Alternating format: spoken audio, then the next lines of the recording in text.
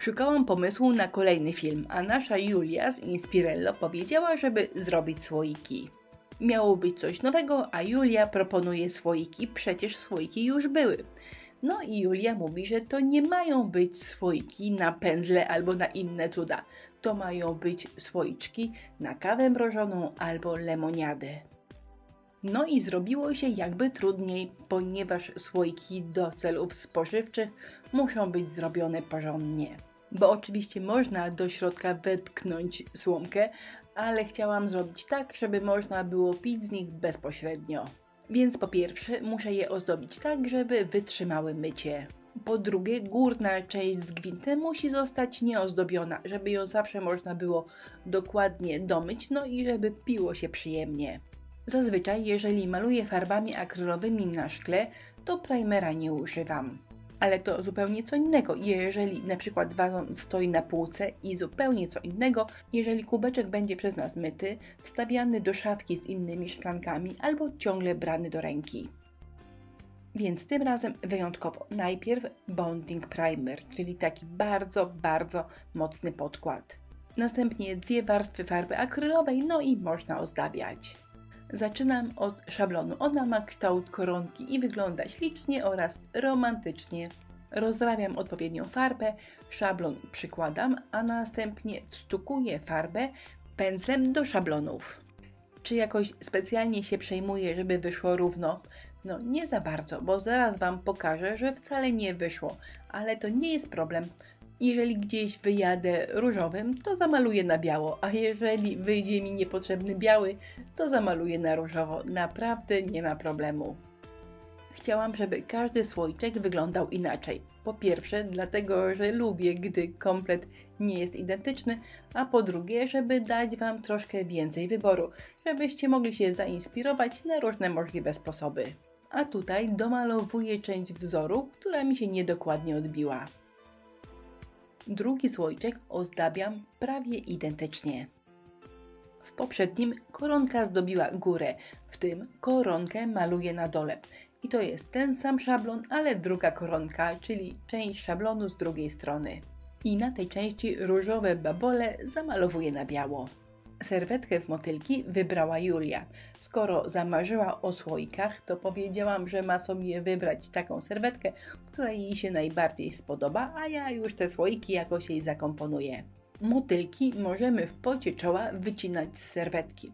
I najpierw wycinamy, a następnie serwetkę rozdzielamy, bo oczywiście przyklejamy tylko jedną górną część serwetki.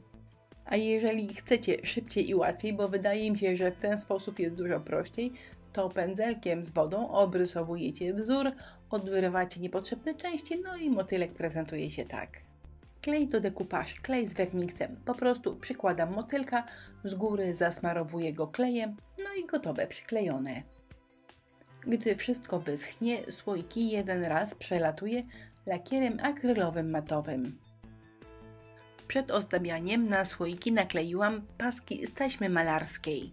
To fajna metoda, która robi nam rozgraniczenie między miejscem zdobionym, a takim, które ma być nietknięte farbą ani żadnym innym preparatem. Ważna rada.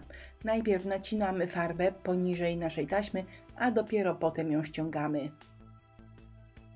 Słoiczki na tym etapie prezentują się tak. Teraz trzeba jakoś elegancko zakryć zakończenie farby, czyli to miejsce, gdzie kończy się farba, a zaczyna szkło. I to byłby najłatwiejszy scenariusz, ale pomyślałam, że zrobię matowe szkło. Fajnie wygląda, a jest i łatwe, i tanie. Wystarczy do tego lakier akrylowy matowy oraz gąbeczka, mała, duża, wszystko jedno. No i teraz wystarczy jeden raz cieniutko gąbeczką pokryć szkło. Ono wygląda ślicznie, jest takie mroźno-matowe. W kamerze nie wygląda to źle, ale miejsca, gdzie kończy się nasze zdobienie, nie wygląda najlepiej. I uważam, że absolutnie najbardziej wytrzymałym i najlepszym preparatem jest konturówka. Konturówka reliefowa z firmy Pentart jest po prostu niesamowita. Jak gdzieś się do czegoś skubana przyklei, to nie da jej się ani zdrapać, ani zmyć. A przypominam, że to mają być kubeczki na napoje, więc nie przyczepiam tutaj żadnych koronek ani wycisków. Staram się stosować takie materiały, które potem da się umyć. Jeżeli Wasze słoiczki będą miały inne przeznaczenie, to oczywiście, że można wykończyć to wszystko na przykład koronką i będzie przepięknie wyglądało. Zastanawiałam się nawet, czy na koniec do zdjęcia nie dowiązać u góry jakiejś ładnej kokardki, bo to przepięknie wygląda. Ale skoro to mają być słoiczki absolutnie użytkowe do żywności, to zostawię je tak, jak myślę, że muszą być używane, czyli bez żadnych ozdóbek, które podczas picia albo jedzenia mogą się pobrudzić, bo to potem bardzo nieestetycznie wygląda.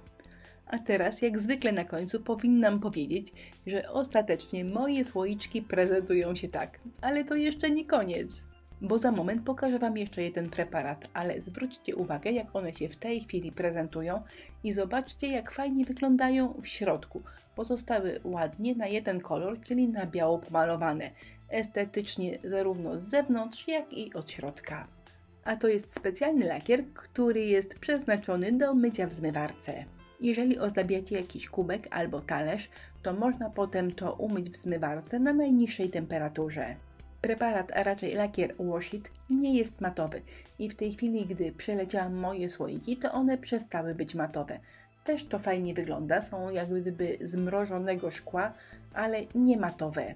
Dalej fajnie wyglądają, ale jak dla mnie ta praca w macie wyglądała lepiej. Więc jeszcze raz przemalowałam na matowo i gra gitara. Julia jutro dostanie swoje słoiczki. To już naprawdę koniec. Jak zwykle listę wszystkich produktów, których używałam w filmie, znajdziecie pod tym wideo, czyli w opisie filmu. Kolejny film w najbliższą niedzielę, a ja zapraszam wszystkich na naszą grupę na Facebooku, która nazywa się Inspirello i Przyjaciele. Do zobaczenia.